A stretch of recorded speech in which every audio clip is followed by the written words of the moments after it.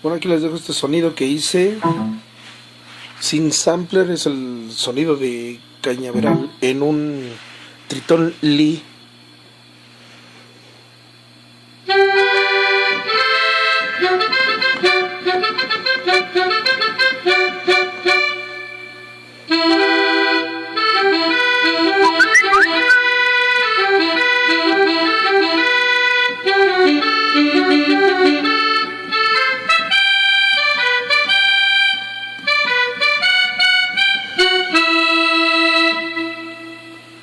Sin sampler.